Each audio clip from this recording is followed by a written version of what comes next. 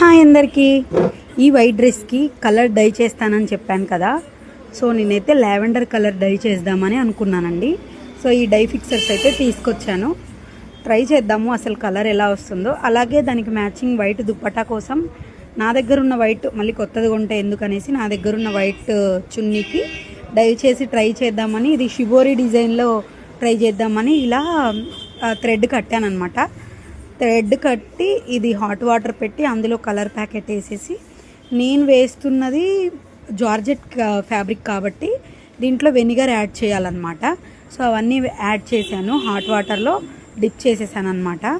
Colour అయితే ఎంత బాగుందో, బట్ లావెండర్ వస్తుందన్న నమ్మకం అయితే నాకు లేదు.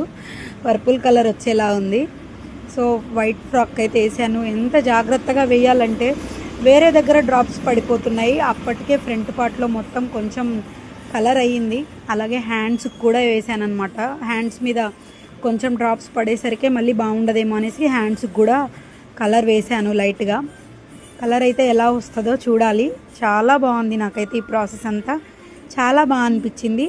చున్నీ అయితే ఆసమ్ వచ్చింది. అవుట్పుట్ అయితే ఎంత బాగుందో ఓపెన్ చేశాక. నాకు ఇలాంటి షిబోరి ప్రింట్స్ అంటే చాలా ఇష్టము. శారీ కట్టుకుంటే చాలా బాగుంటుంది ఇలా చేసి.